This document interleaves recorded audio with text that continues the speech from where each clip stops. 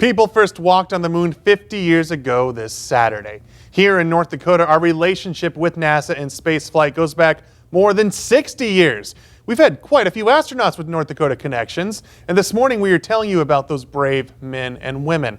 I had the huge honor of talking with North Dakota native and former astronaut Rick Hieb about his journey from North Dakota to outer space. Here's a story. It's one small step for man, one giant leap for mankind. That evening when we walked out to look at the sky and to look at the moon and say, there are people there now.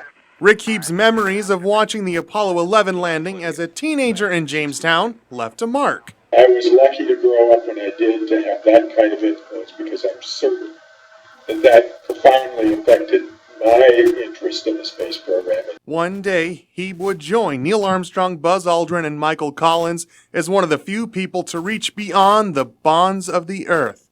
But in the 1960s, he didn't think it was possible. Early astronauts were fighter pilots with 20/20 vision. Hieb needed glasses in grade school. My thoughts of being an astronaut stopped when I was maybe 7 years old. But his passion carried through. He studied physics and math, then aerospace engineering. He got a job with NASA in 1979 on the ground floor of the Space Shuttle program. I got a position in that area, and I loved what I was doing. He wasn't an astronaut, but eventually the shuttle program gave him a new opportunity. He didn't need perfect vision to see. Always the pilots, but now there were mission specialists.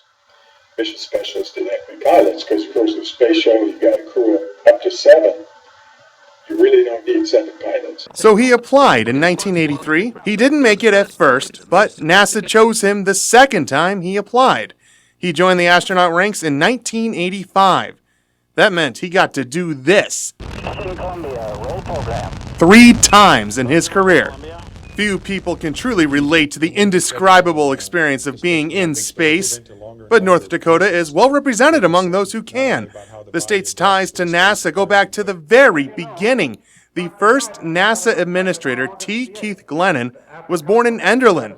From 1958 to 1961, he helped turn NASA into the group that would be responsible for America's space exploration. West Fargo graduate Tony England joined NASA in 1967, working on missions from Apollo 13 all the way through to the Space Shuttle era. Fargo Central graduate and New Rockford native James Buckley joined in 1979.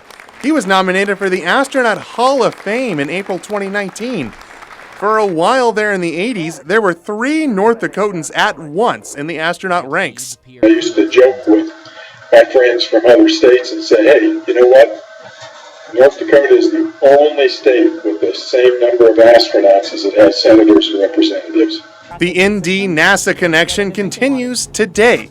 UND grad and Vining, Minnesota native Karen Nyberg spent nearly a half a year in space in 2013, where she taught us all how to wash our hair in zero gravity. Let it stay free. I don't put it back in a ponytail while it's drying. Although North Dakota is well represented, Hieb says it's still a long shot for anyone to make it to outer space. At one point, he never thought he would. But he says blasting off isn't the most important part of the journey. To know that as you're going through life and to grab onto relationships that can be long-lasting, that's where the value really is the greatest.